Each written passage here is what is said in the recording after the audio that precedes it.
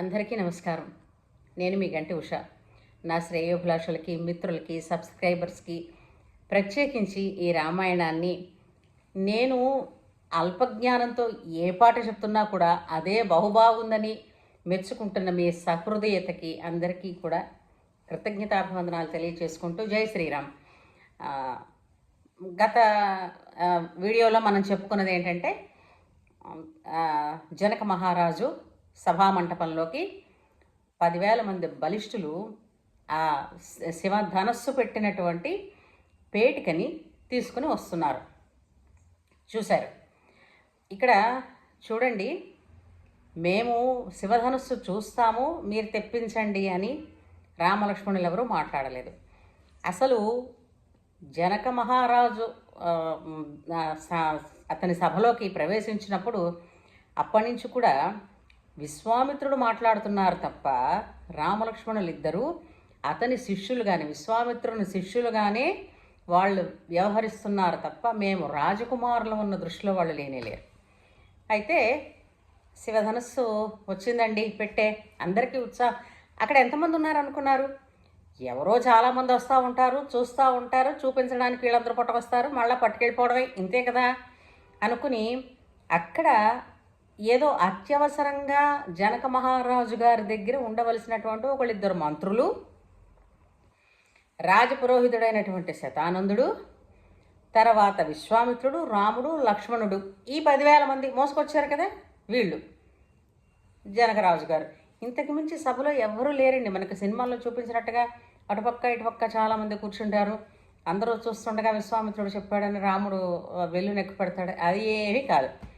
ఎప్పటి నుంచో ఇది జరుగుతున్న భాగవతమే. ఎందుకంటే ఎంతోమంది వీళ్ళు చూస్తామని వస్తున్నారు, ఎక్కువ పెట్టడం కాదు కదా, అసలు కదపలేక వెళ్ళిపోతున్నారు. ఎన్నో చూశాను, ఇంక ఇప్పుడు ఇది ఒకటి అయిపోతుంది ఏంట అన్న దృష్టిలోనే జనక మహారాజు కూడా ఉంటూ దానికి ఇంకో కథ కూడా చెప్పాడు. ఏమిటి ఈ అమ్మాయి చక్కని చుక్క, విల్లు విరిస్తేనే కానీ ఎవరికి పిల్లనివ్వడా, పిల్లనిచ్చి పెళ్లి చేయడా అని రాజులందరూ యుద్ధానికి వస్తే జనక మహారాజు తపస్సు చేసి దేవతల్ని సాయం తెచ్చుకున్నాడు ఈ రాజులందరినీ ఓడించడానికి. అంటే అంతటి కథ నడిచింది ఈ శివధనుస్సు ధనుర్భంగం వెనకాతల. అయితే వచ్చింది ధనస్సు ఉన్న పేటిక. విశ్వామిత్రుడు చూసి, వత్సా ఆ పిలుపులో నేను చూడండి ఎంత ప్రేమో, అంటే రాముడంటే ఏమిటి, ఏ అవతారం. ఇక్కడ మనమందరూ ఆలోచించవలసింది ఏంటంటే రాముడు నరుడే. ఎందుకంటే నరుడుగానే తల్లి గర్భంలో నుంచి ఆయన, మనం ఇప్పుడు 9 మాసాలు అంటున్నాం, అప్పుడు 12 మాసాల పాటు గర్భవాసం, కౌసల్య గర్భవాసం చేసి ఆయన భూమి మీదకి వచ్చారు. మనిషి చేస్తున్న వాటినే ఏ విధంగా ఉంటారో అంతే తప్ప అతీంద్రియ శక్తుల్ని రాముడు ప్రదర్శించింది లేదు. నేను నరుడిని కాబట్టి నరుడిగానే నేను ఉంటాను అని ఆయన చెప్పారు కూడా. అయితే ఇప్పుడు ఏంటి, గురువుగారు చెప్పారు, విశ్వామిత్రుడికి తెలుసు కదా, ఏం పక్కన లక్ష్మణుడు ఉన్నాడు కదా, లక్ష్మణ నువ్వు చూడు ఆ విల్లుని అని చెప్పొచ్చు కదా రాముడికి. అంటే మనం అనుకుంటాం పెద్దవాడు రాముడు ఉంటూ ఉండగా చిన్నవాడికి ఎందుకు చెప్తారు, అలా ఉండదు. ఎవరు ముందు చురుకుగా ఉన్నారు అని అంటే వాళ్ళని తీసి చూడమని చెప్తారు. కానీ విశ్వామిత్రుడి యొక్క ఇక్కడ ఉన్నటువంటి ఒక ఇదేంటంటే, వశిష్ఠుడు ఒక బ్రహ్మర్షి రామచంద్రుల వారికి నామకరణం చేశాడు. ఇక తాను తనకి విద్యలన్నీ, రాముడికి విద్యలన్నీ నేర్పించి వివాహాన్ని చెయ్యాలి, ఇది ఆయన సంకల్పం.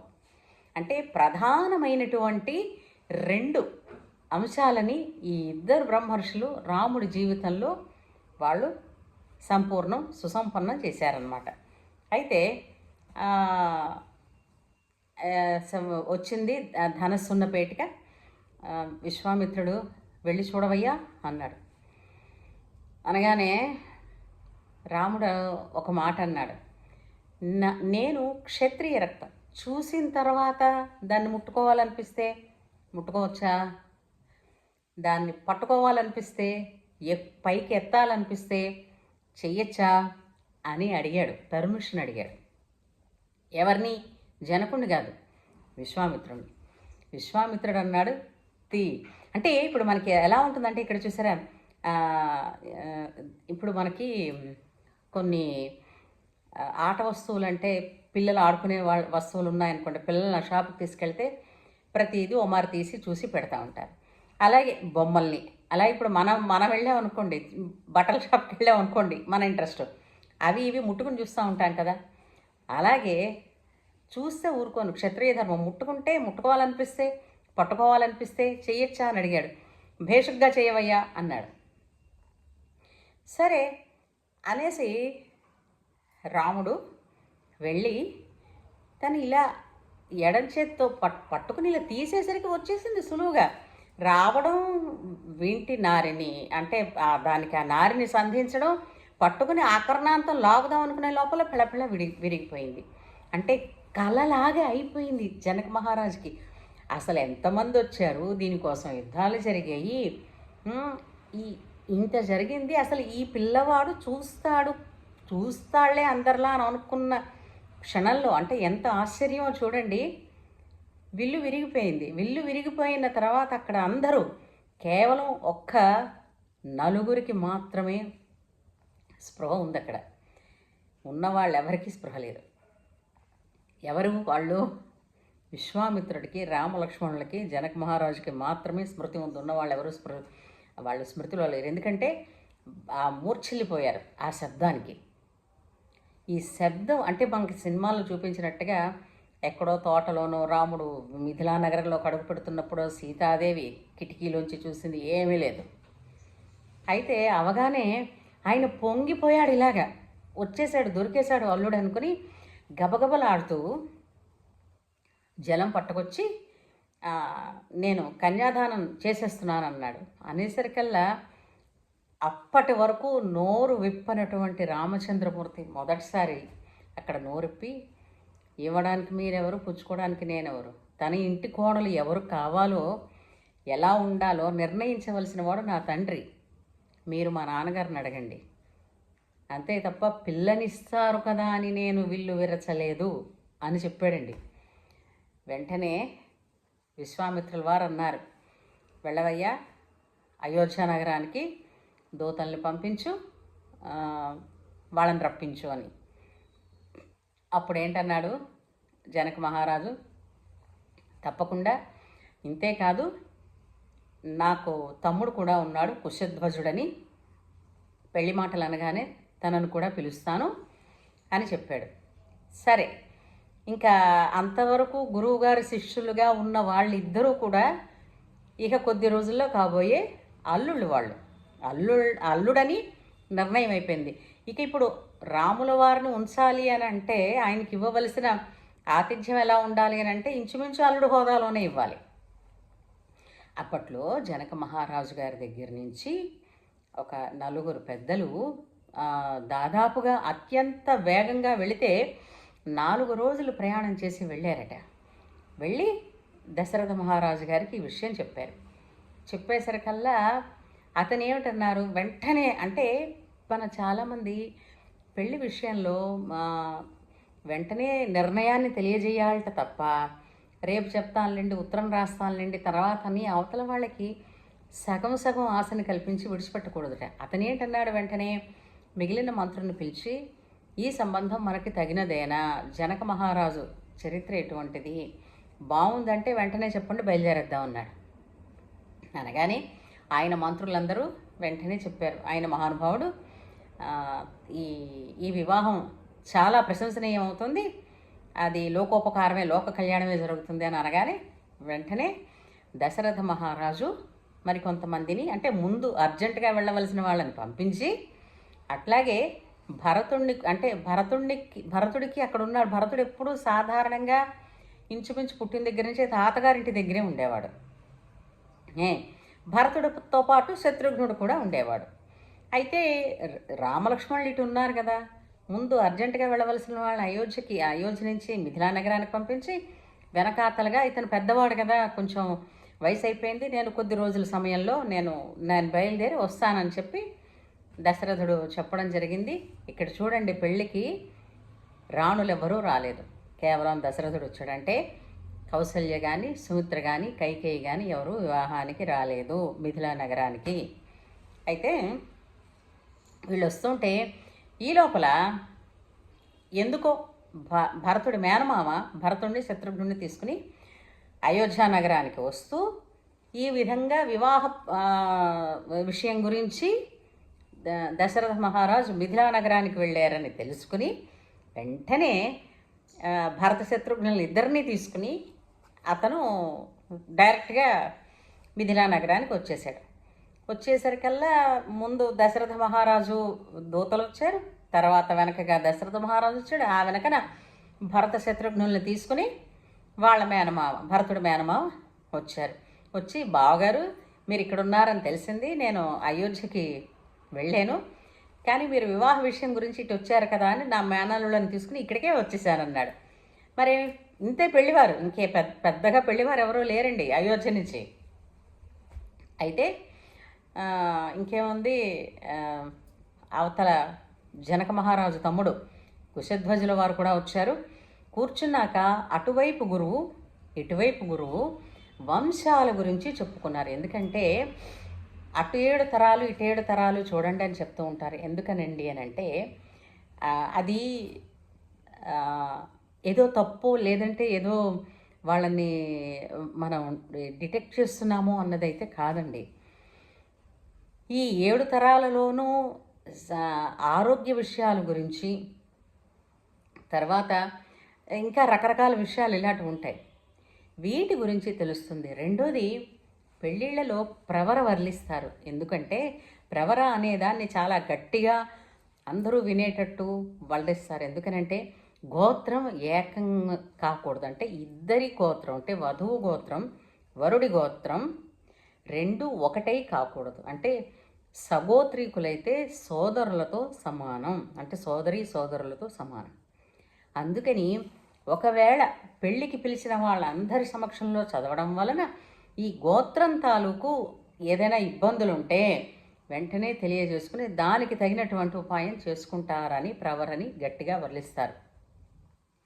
అలాగే వారి వంశం గురించి వీరి వంశం గురించి చెప్పండి అన్నప్పుడు ఇతని వైపు వశిష్ఠుల వారు వంశ చరిత్ర గురించి చెప్పి రాముడి వంశం, రాముడి దశరథుడికి ముందు పూర్వీకులందరూ ఇక్ష్వాకు వంశం ఎలా అయింది, రఘువంశం ఎలా అయింది అని ఇవన్నీ వాళ్ళందరి పేర్లు, మహాత్ముల పేర్లు అందరివి చెప్తూ ఆఖరణ దశరథ మహారాజు ఇతనికి 4 కొడుకులు అని చెప్పి చెప్తారు.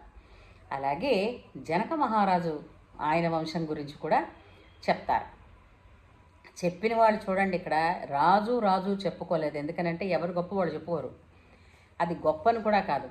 ఇది అటు గురువు ఇటు గురువు చెప్పుకున్నారంటే రామాయణం చదివితేనండి ఒక సిచ్యువేషన్లో, ఒక సభలో, లేదంటే ఒక సందర్భంలో ఎవరు ఎలా మాట్లాడాలి, వేరేగా లక్షలు కోట్లు ఇచ్చేసుకుని కుమ్మరించేసి ఇల్లు విడిచిపెట్టి ఎక్కడికో వెళ్ళిపోయి పర్సనాలిటీ డెవలప్మెంట్స్ నేర్చుకోక్కర్లేదండి. రామాయణం కరెక్ట్గా చదివితే అయిపోయింది. ఎలా మాట్లాడాలి, ఎలా కూర్చోవాలి, ఎవరికి ఎవరు ఎటు పక్కన కూర్చోవాలి, ఇవన్నీ అక్కడ తెలిసిపోతాయి. అలా అంత చక్కగా విశదీకరించి చెప్పింది మన రామాయణం. అయితే అప్పుడు ఇవన్నీ వంశాల గురించి, ప్రతిష్టల గురించి తెలుసుకున్న తర్వాత జనక మహారాజు ఒకటి అంటాడు, సీత అయోనిజ నాకు దొరికింది యజ్ఞం చేస్తున్నప్పుడు. అయితే నాకు ఒక కూతురు ఉంది, ఆమె ఊర్మిళ. ఈ ఇద్దరిని రామలక్ష్మణులు ఇద్దరికి ఇచ్చేస్తాను అనగానే కుశధ్వజుడు అంటాడు, నాకు 2 కూతుళ్ళు ఉన్నారు, మాండవిక, శృతకీర్తి. వీళ్ళిద్దరిని ఐ థింక్ మాండవికే, వాళ్ళిద్దరినీ కూడా భరత శత్రుఘ్నులకి ఇద్దరికి ఇచ్చేస్తూ ఉంటారు. చూడండి ఒక్కసారిగా అంటే అన్నదమ్ములు 4 కలిపి ఒకసారి వివాహం జరిగింది. అందుకే వివాహం కాని వారికి తొందరగా శీఘ్రంగా వివాహం జరగాలంటే సీతారాముల కళ్యాణ సర్గని పట్టణ చేయండి అంటారు. ఎందుకనంటే అక్కడ ఒకరికి అని అనుకుంటే మొత్తం 4 అన్నదమ్ములకి కలిసి ఒకసారి అందున వైభవం అనే కన్నా విశేషమైనటువంటి ఒక సంపూర్ణమైనటువంటి వివాహం అది. అందుకని ఇది పారాయణ చేయండి అంటూ ఉంటారు. అలాగా కళ్యాణం వేదికంతా సిద్ధపరిచారు. జనక మహారాజు ఆనందం పట్టలేకుండా ఉంది. ఆయనేమో సీత దగ్గరికి సీతను చెయ్యి పట్టుకుని వచ్చి రామచంద్రుడి చేతిలో పెడుతూ ఆయన ఒక మాట అంటారు. ఇప్పటికీ కూడా మనకి భద్రాచలంలోని రామకళ్యాణం జరిగేటప్పుడు ఆ శ్లోకాన్ని వర్ణించకుండా ఎవ్వరూ కూడా ఈ ప్రత్యక్ష ప్రసారం చెప్పే మహానుభావులు వాళ్ళెవ్వరూ కూడా ఆ శ్లోకం చెప్పకుండా ఉండరు. ఆ శ్లోకంలో అంతా నాకు రాదనుకోండి. ఆయన అంటారు, ఏం సీత మమసుత సహధర్మచరీతవ, ఇక మీద నీకు సహధర్మచారిణిగా వస్తోంది ఈవిడ సీత, మమసుత నా కూతురు అని.